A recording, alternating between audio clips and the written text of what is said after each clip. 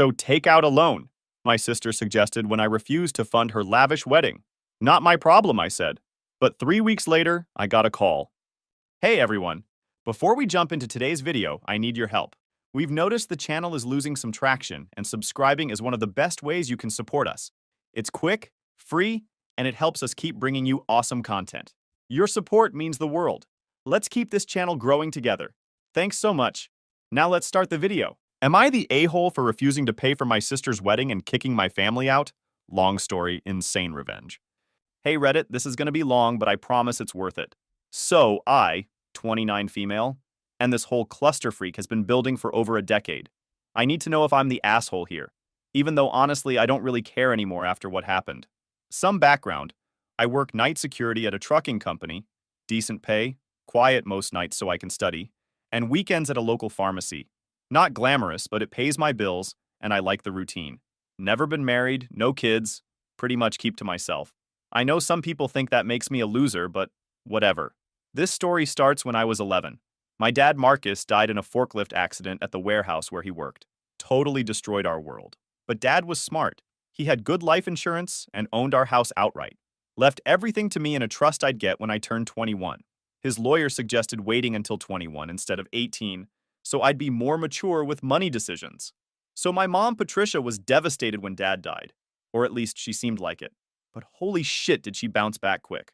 Like suspiciously quick. Within 6 months, she was dating this guy Dave who worked at the post office. Within a year, they were married and she was pregnant. My half-sister Madison was born when I was 12. Even as a grieving kid, I remember thinking it was weird how fast Mom moved on. But I didn't understand adult relationships yet. I was just trying to deal with losing my dad.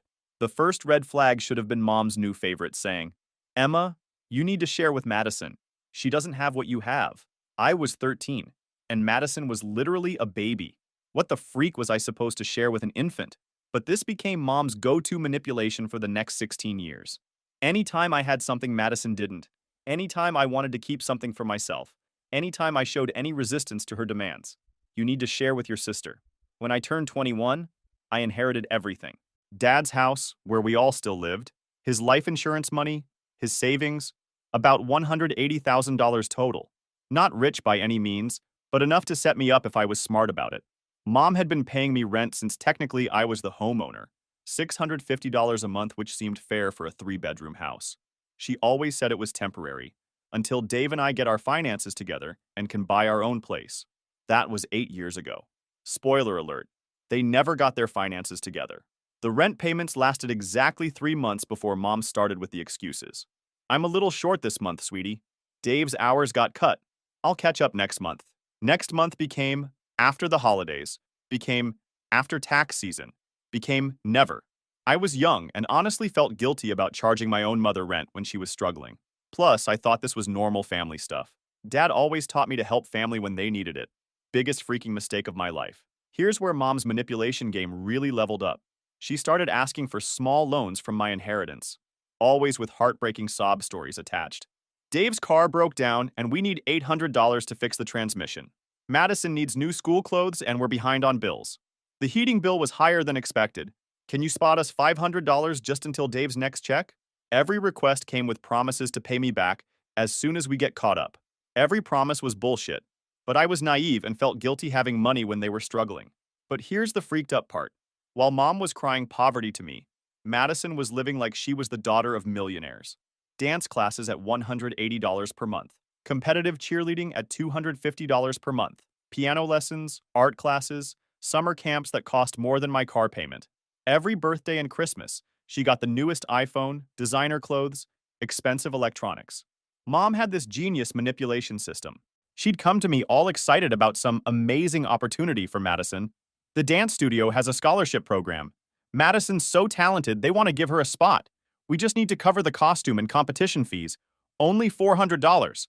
Then somehow the scholarship would disappear or not cover as much as we thought. But Madison was already committed and excited. So guess who ended up paying for everything? The full dance classes, the costumes, the competition fees, the travel expenses to competitions in other states. Me. Always freaking me. Meanwhile, I'm living on ramen noodles and working 50+ hours a week just to afford my community college classes. But Madison? She never wanted for anything. Never said thank you either. In her mind, she deserved all of it. By the time she was 16, Madison was the most entitled person I'd ever met. She expected designer everything, threw tantrums if her phone wasn't the newest model, demanded a car for her 16th birthday. Guess who paid the $3,000 down payment? The worst part was how she talked to me, like I was her personal ATM instead of her sister. Emma, I need money for prom dress shopping. Not, can you help me or would you mind? Just, I need money, like it was my job to provide it. If I ever hesitated or asked questions, Mom would swoop in with the guilt trip. She's your sister. Don't you want her to have the same opportunities other kids have? What about my opportunities? What about my future? Nobody ever asked about that because nobody gave a shit. By the time Madison graduated high school, I'd probably spent $40,000 on her various activities and expenses. 40 freaking thousand dollars while I was eating generic cereal for dinner and driving a 15-year-old Honda with duct tape holding the muffler on. When Madison was ready for college, Mom pulled off her masterpiece manipulation. She spent months researching financial aid, filling out FAFSA forms, talking about student loans and scholarships. She made this huge production of it, sitting at the kitchen table every night with printouts and highlighters. I'm going to make sure Madison gets every penny of aid she's entitled to, Mom declared. No daughter of mine is going to start her adult life buried in debt. I actually respected her for finally stepping up. I felt bad for doubting her commitment to being a responsible parent. 2 weeks before the first tuition payment was due, Mom had her Oscar-worthy breakdown.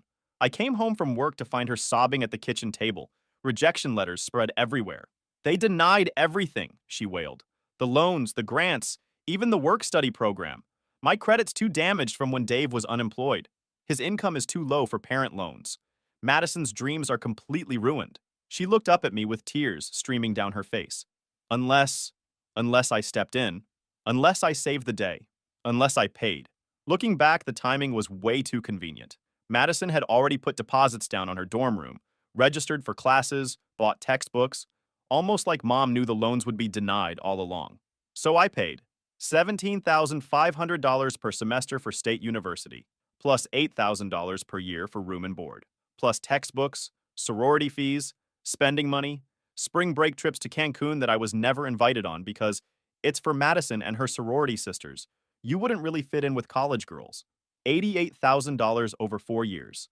The majority of my inheritance gone. And Madison?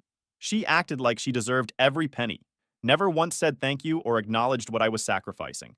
If anything, she seemed annoyed that I expected updates on her grades or career plans. It's not like you're actually losing anything, she said once when I asked how her classes were going. You don't have kids or a husband to spend money on. At least this way your money is going to something useful. Useful. Like funding her communications degree, aka how to be professionally useless, and her sorority social calendar was some kind of charity work. The casual way Mom would hand me the tuition bills still makes my blood boil, like it was just assumed I'd handle it. No discussion, no gratitude, just, here's what you owe for Madison's education. If I ever showed any hesitation, Mom would look genuinely confused. But she's your sister. Don't you want her to succeed in life? What about me succeeding?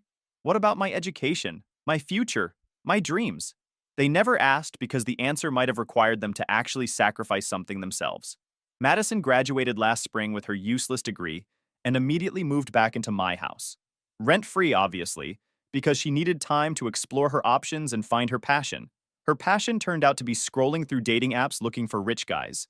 She'd spend hours getting ready for dates, using my expensive makeup and borrowing my jewelry without asking. She'd come home bragging about restaurants that cost more than my weekly grocery budget, about guys with expensive cars and fancy jobs. I'm not like other girls, she'd tell me while raiding my closet. I have standards.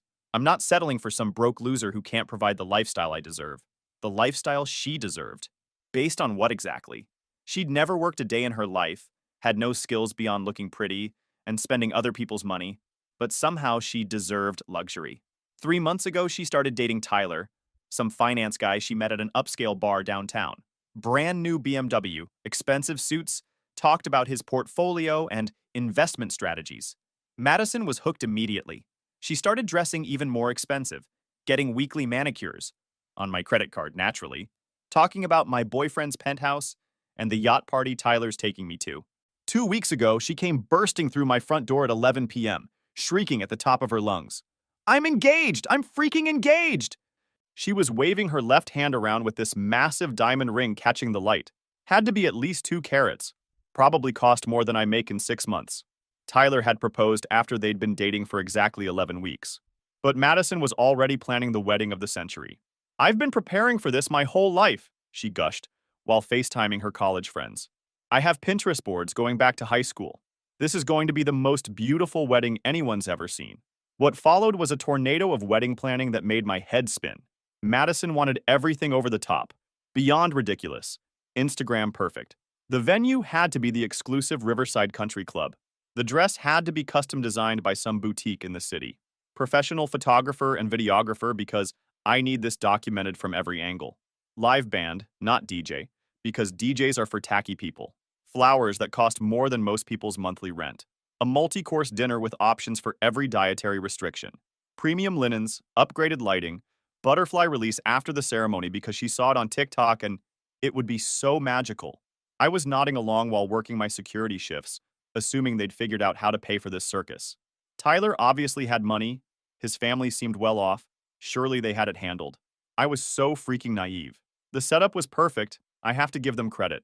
I just finished a brutal 12-hour shift, covering for a coworker who called in sick.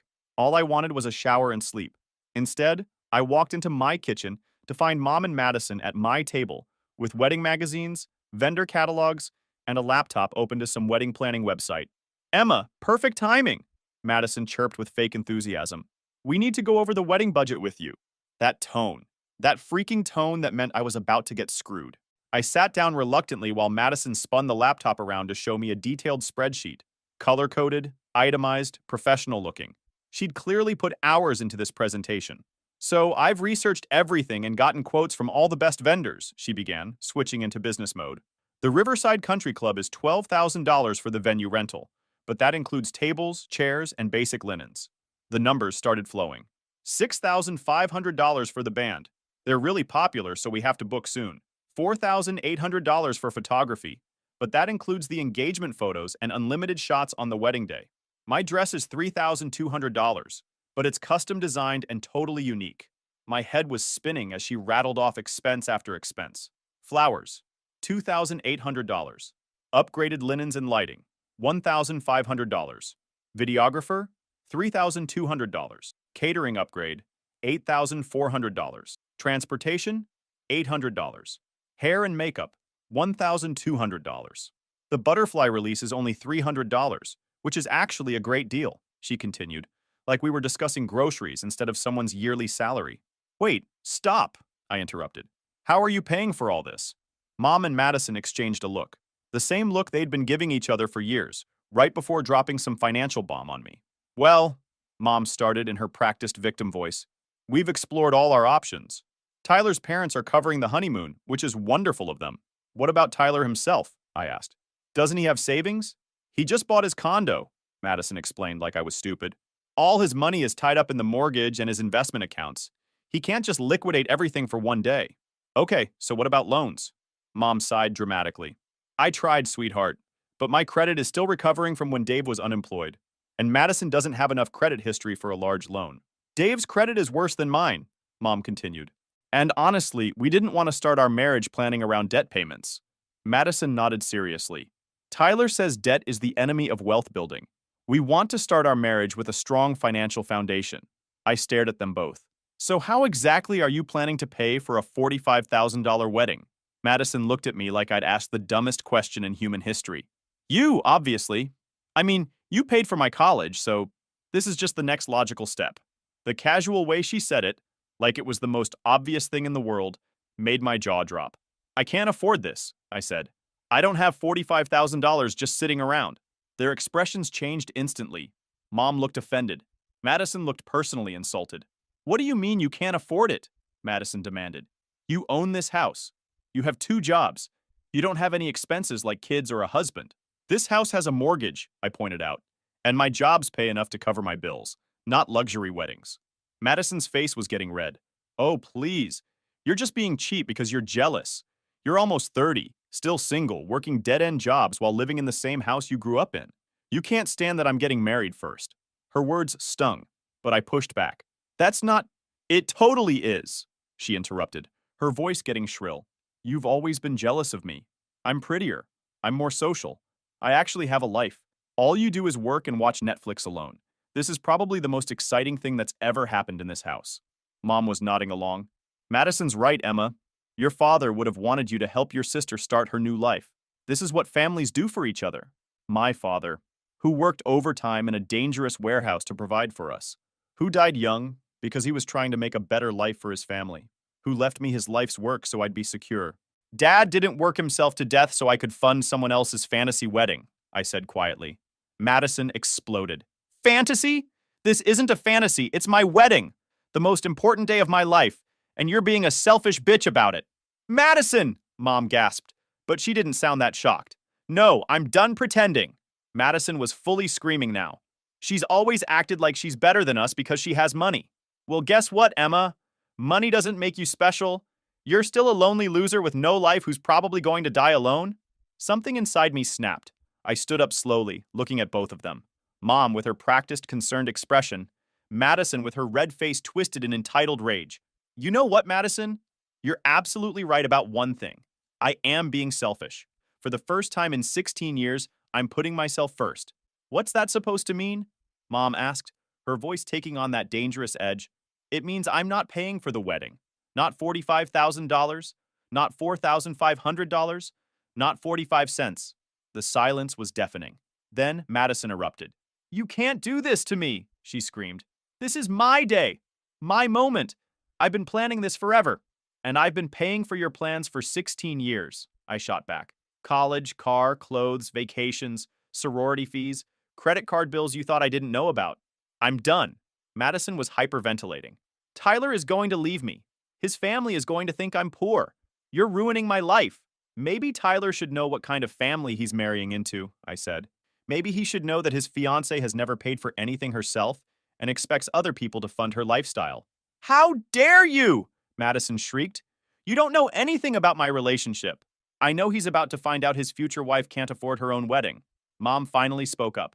Emma, think about what you're saying. Madison loves Tyler. Don't let your jealousy destroy her happiness. I'm not destroying anything. I'm just not paying for it. Where are we supposed to get $45,000? Madison wailed. Get a job. Save money. Take out loans like normal people do. I shouldn't have to do that. You're my sister. Yeah, I am. And sisters don't drain each other dry for 16 years without ever saying thank you. What followed was the ugliest fight we'd ever had. Madison screamed that I was jealous, bitter, a pathetic loser who couldn't stand seeing her happy. Mom cried about family loyalty and what my father would think. But I was done. Completely. Totally done. I want both of you out of my house, I said, when they finally paused for breath. They stared at me in shock. You can't be serious, Mom gasped. Dead serious. This is my house. My name is on the deed. You have 30 days to find somewhere else to live. You would make your own mother homeless? The tears started, right on schedule. You can move in with Tyler, I suggested to Madison. Since you're getting married anyway, surely he won't mind his fiancée moving in. We're not ready for that step, Madison shrieked. We haven't talked about living together yet. The irony was beautiful. Ready to spend $45,000 on a wedding after 11 weeks of dating, but not ready to cohabitate. Sounds like a you problem, I said, and headed for the stairs. Emma, please, Mom called after me. We can work this out. We're family. I stopped at the bottom of the staircase and turned around. Family doesn't manipulate each other for money. Family doesn't take advantage of grief and guilt to get what they want. Family doesn't spend 16 years using someone as a personal bank account. I looked directly at Madison. And family doesn't call each other pathetic losers when they finally say no. I went upstairs, locked my bedroom door, and called my dad's old lawyer first thing in the morning. The lawyer confirmed what I already knew. The house was mine, and I had every right to evict them. He drafted formal notices, which I left on the kitchen table the next morning before work. The backlash was immediate and vicious. My phone exploded with calls and texts from relatives I hadn't heard from in years. Apparently, Mom had been working the family phone tree, spinning her version of events. According to Mom's story, I was a greedy monster who'd been hoarding money while they struggled, and now I was throwing them out on the streets because they'd asked for a little help with Madison's wedding. My aunt, who never calls except when she needs something. How could you do this to your own mother? After everything she's done for you? My uncle. Your mom says you've been keeping all your dad's money to yourself. Now you won't even help with the wedding? That's cold, Emma. various cousins. Family helps family. Your dad would be ashamed. Madison deserves happiness too. I didn't respond to any of them. What was the point? They had mom's version and wouldn't believe the truth anyway. The legal threats started next. Mom left a voicemail. Honey, I've been talking to a paralegal friend. After living somewhere for this long, I might have tenants' rights. And since I've been maintaining this property as a caretaker, I might be entitled to compensation. Maybe we should discuss this before you do something you'll regret. My lawyer assured me her claims were bullshit, but the intimidation attempt was clear. For 2 weeks, I lived in a war zone. Madison slammed doors, accidentally broke things that belonged to me, played music loudly at all hours. Mom alternated between icy silence, tearful guilt trips, and thinly veiled threats about what the family would think. The day before they were supposed to be out, Madison cornered me in the kitchen. Please, Emma, I'm begging you. Tyler's starting to ask questions about the wedding costs. His parents want to meet my family before the wedding. If you just pay for the venue, I can tell him the rest is handled. No. I'll pay you back, I swear. Once Tyler and I are married and settled, with what job, Madison? What skills? What income? She had no answer because she'd never thought that far ahead. They moved out the next day. Madison was sobbing the entire time, loading boxes into Dave's truck while dramatically telling anyone who'd listen that her sister was destroying her life over money. I came home from work that evening to blessed silence. My house felt bigger somehow, lighter. For the first time in years, it was actually mine. But the real karma was just getting started. About a month after they moved out into a cramped 2-bedroom apartment that ate up most of Dave's postal worker salary, the phone calls began. First, it was Mom. Emma, honey, I know we had our differences, but we're really struggling with rent here. Could you help us with just $400 this month? No. But we're family. Family doesn't manipulate each other for 16 years. Then Madison called crying, Emma, Tyler's asking too many questions about money. He wants to know how I afforded college, why I don't have student loans, how we're paying for the wedding. Could you just tell him you're covering it as a wedding gift? Absolutely not. But if he finds out the truth, he might leave me. Maybe he should know the truth. The calls kept coming. Small amounts at first. Grocery money, gas money, phone bills. Always with promises to pay back once we get on our feet. I said no to every single request. 6 weeks after they moved out, Madison called hysterical. Emma, everything's falling apart. Tyler broke up with me. Apparently, Tyler had done some digging into our family's finances after Madison kept being vague about wedding funding. He found out that Mom had been lying about her income, that Madison had no job history and no money, that the entire wedding was unfunded fantasy. He said I was a gold digger, Madison sobbed. He said I was spoiled and entitled and looking for a sugar daddy, not a husband. He took back the ring.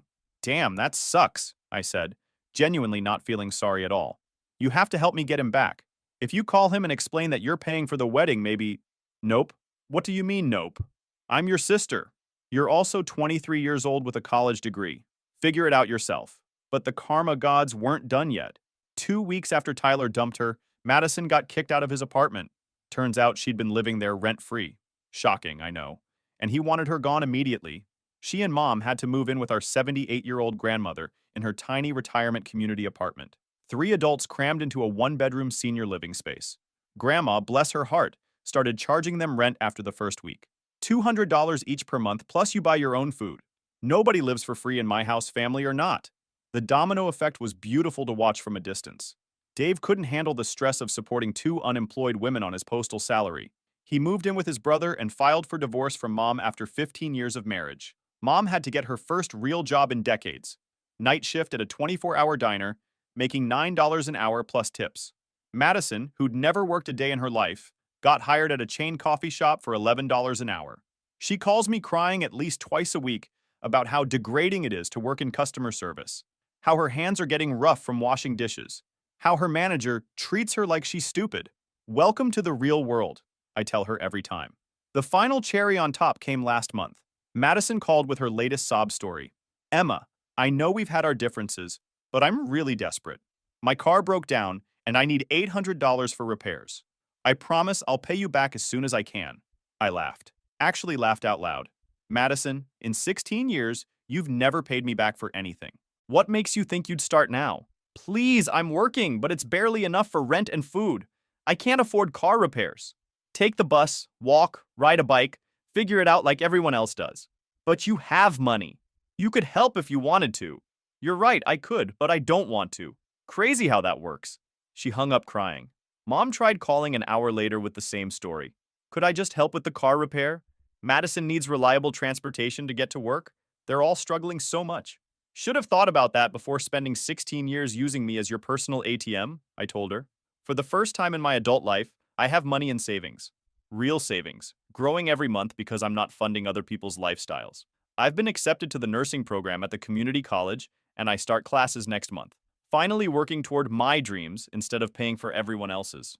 Sometimes I drive past the coffee shop where Madison works.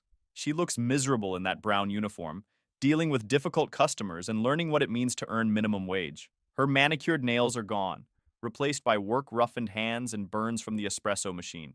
I always order my coffee somewhere else, but seeing her behind that counter for the first time in her life, having to work for what she wants, pure freaking poetry.